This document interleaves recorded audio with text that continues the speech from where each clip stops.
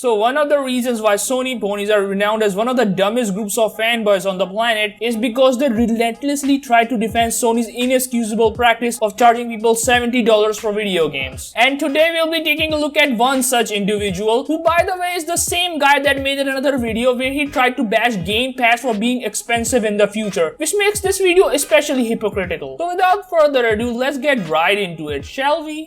Yo, so today we're going to be talking about why is everybody bitching about $70 games? It's dumb. Because companies are charging people $70 while still making the same mediocre buggy games with unfinished content at launch. Yeah, I'm looking at you, Call of Duty Black Ops Cold War, the game that was worse than Modern Warfare 2019 in almost every possible way, yet Activision had the gall to charge people $70 for it on next-gen consoles. Let's get brutal.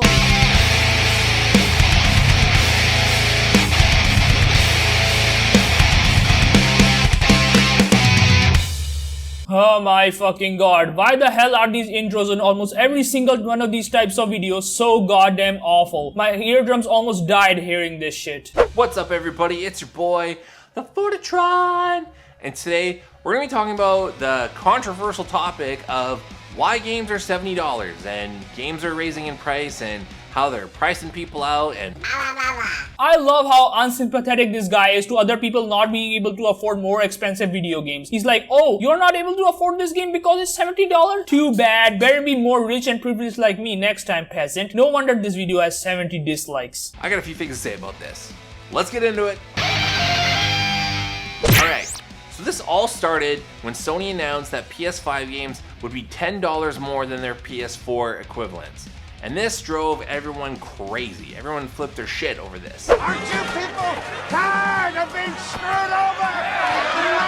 Fucking right! Dude, you have to be extremely out of touch if you don't think charging people $70 for no valid reason wouldn't make people angry. Charging $70 for PS5 games like Ratchet & Clank and Demon's Souls, when those games are not much better than the $60 games on the PS4, is extremely scummy. There is nothing special about those games that makes them worth the $70 price tag. So games are now $70 where prior they were $60, so a $10 difference. And I don't get why people are upset about this. Inflation's been a thing for a really long time, and I feel like games have been in like the $70, $80, sometimes $90 mark for years, even when I was a kid and I was buying Super Nintendo games. Inflation means jack shit when the game companies has been making money hand over fist without raising the base price of video games for decades. The reason why games were more expensive in the 80s and 90s was because there were not as many people playing video games back then, so companies had to raise prices to compensate. Nowadays, the gaming market is massive with over 1 billion people playing video games daily. Companies can make a fuck ton of money without needing to raise the prices of their games. So comparing the gaming industry in the 90s to the modern day gaming landscape is an extremely stupid argument. Okay, I wasn't buying them, my parents were buying them, but I feel like they're the same price. So yeah, I'm old. How do you do, fellow kids? I really don't get why people think that games being priced at $70 prices people out. That's just not true. How the fuck is that not pricing people out? $70 is a shit ton of money, especially if you're considering there are a ton of other countries out there that have a significantly weaker currency than the US dollar. So while $70 may not be a lot to Americans, in many other countries is a pretty huge expense, and that's without including import fees and taxes. Not to mention that if you're buying multiple games a year, that's also going to add up. Like, how out of touch do you have to be to not realize this? If you want to have a game on launch day, right when it comes out, yeah, you're gonna pay full price for it. That's the way. That's just how it is. This is the way. Not if you're on PC, where you can get game keys from third-party sites like G2A, Greenman Gaming, and Kinguin for a much cheaper price. Also, not to mention Xbox Game Pass for both Xbox and PC, where you can download almost all of the latest games for a very low monthly price. It's only on PlayStation where you don't have a choice, because PlayStation now doesn't have all the latest games, the same way Game Pass does. So you're forced to just buy games at full price. If you can't afford to buy that game, don't buy it. Wait, didn't you say just a few moments ago that you want more people to buy games day one? You're already contradicting yourself. Also, this isn't an argument. The fact of the matter is these games have no real reason to be $70. You're basically paying extra money for the same $60 style games, which is a blatant scam. Wait till it goes on sale. You're forgetting that if the game is $70, it will take much longer for it to go on sale for a decent price. Like, to give you an example, Sony recently put Demon's Souls on sale a couple of months ago. Now guess how much they discounted it? $40? $30? No, they discounted it for a whopping $60. And no, I'm not joking, it's a real thing, look it up. Yeah, it's going to take a long time for these $70 PS5 games to be even remotely affordable. A ton of people in my PS5 disc versus digital edition always comment how they're buying games used, or they're buying them on sale on Amazon, or they're buying them off of eBay. They're pretty much buying them every other way other than right off the rip, brand new, launch day, or through the digital store. God, you can't be this ignorant. Those things are only possible if you bought the disc version of the PS5. If you bought the cheaper all digital version, you're basically fucked because you can't buy physical used games. And considering there are a lot of people that bought a digital only PS5 because it's $100 cheaper, unless they wait 3 months for a sale, there is no way for these people to get new games for cheaper. So I don't get it. Like, a lot of you are not buying these games day one, which is a shame. Being a former musician, I really feel on this topic because a lot of musicians, it's make or break for them with their record company if their album doesn't make a huge amount of sales in its first week. It's the same with movies on launch weekend or when the movie first releases. It's the same with games. More people need to be buying games day one. And less people would be able to do that if the games cost $70 and there is no other option to buy it for any cheaper. Also, you're completely contradicting yourself by telling people to go wait for a sale, but on the other hand, want people to buy games day one. You can't have it both ways, you know. But I understand, a lot of you can't afford that. Hell, I can't afford to be buying games like every week. I only buy the games that I want to play. Again with the fucking contradictions. You literally just said earlier in the video that $70 don't price people out. And now they do? Your logic is all over the place. It's either people can afford $70 games or they can't. Make up your goddamn mind. This is just getting embarrassing. There are a lot of games on PS5 that have come out that look great.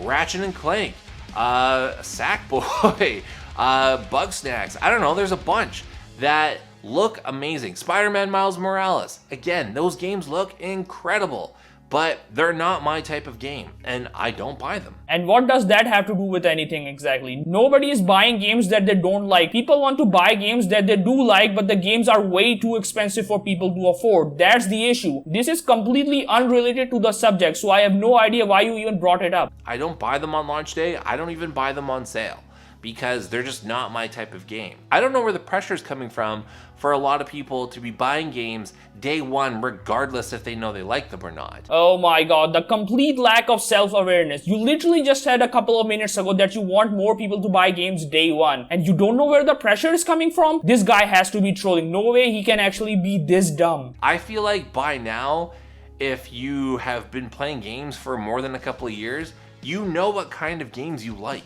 So you should know which games you're looking forward to and which ones you want to invest in on buying day one when they come out. If you're brand new to gaming, yeah, it's a little bit more tricky, but I would kind of buy some older games that are on sale or try out a service like PS Now or Xbox Game Pass and then play some free games and then find which ones you like and then build off of there. No, don't buy PS Now. Not only does it have a limited number of games, but Sony barely even supports it. Also, I find it pretty ironic that you bashed Game Pass in your previous video because of a future price increase, but are now recommending it to people for saving money. I don't get why people are frustrated by this. Gaming companies have grown so much, even in the last 10 years.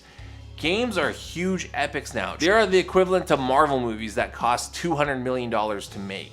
And games like equal that or more. Like, they're insane. Wait, you're talking about games increasing in quality and you use Cyberpunk 2077 as an example? That game is the exact opposite of what you described. That shitty game barely even runs on top of the line PCs and is still to this day filled with thousands of bugs and glitches which are yet to be fixed. You literally just destroy your entire argument with that example. Man, I didn't even have to do anything. You just self-owned yourself. The prices must rise. If we're expecting the kind of quality that we've been getting, especially recently, yeah, the cost of gaming has to go up. Dude, the quality of most games has not gone up. In fact, it has gotten worse. In the past, games used to release complete. Now they launch unfinished with a lack of content, bugs, and not to mention all the shitty microtransactions forced into them. And ironically, the game you use as an example is a perfect example of this. But again, you are not obligated to pay full price for games if you don't want to, if you don't have the means to. If If you don't have the means to, then yeah, continue buying games used, or buy them off eBay, or buy them when they go on sale. Again, you're completely ignoring the people who can only buy digital games on consoles, where discounts are not as frequent and substantial compared to physical discs and PC. What I will say is if there's a franchise that you follow, especially if it's from a smaller developer, save up some money and buy their game on launch day. You know, if I was given $1 every time this guy contradicts himself in this entire video, I would be a millionaire for life. It means a lot. It really pushes that developer into the next phase, or becoming like a AA title to a AAA title in their next title. And so does not paying $70 for games. You shouldn't have to pay more for a game just to support the developers. My favorite example, and you've probably heard me say it 100 million times, is From Software. If From Software never got the chances they got with Dark Souls, they would not have ever released Bloodborne or any of the rest of the Dark Souls games, or Sekiro, or now Elden Ring. It took them building their fan base, or people finding out about them, for them to get to where they are today. If the word of mouth then spread on Demon Souls back on 2009, From Software probably would have fizzled out, or maybe continued to make those Armored Core games from way back in the day, and just been another irrelevant game developer in the times now. Your point, none of the games you listed are $70. Even the latest game that will be releasing, Elden Ring, is not $70. In fact, none of the games you listed in this entire video are $70, apart from Ratchet & Clank and Demon Souls, hammering the point that video games don't need to be $70 in order to be successful. So way to go, you played yourself. I challenge you, don't just buy every game out there. Find a developer or a franchise that you believe in and buy their next game on launch day. It means a lot. It's going to help the developer in a big way, and that's how they get to the next level and make AAA titles. You're describing people that don't even exist. Nobody buys every game day one. Even millionaires don't buy almost every game day one in existence. You have to be extremely ignorant to think otherwise. The fact that you believe the reason people can't afford $70 games is because people buy almost every game every year has to be one of the most retarded arguments I have ever seen, and just shows how out of touch you are with reality. But anyways, we have reached the end of this video. So if you like this video, give it a thumbs up and subscribe to my channel for more future content. And while you're at it, follow me on Twitter. Links in the description. If you want to DM me future video suggestions, I'll be happy to respond. So I think I'll be seeing you guys in the next video. Adios.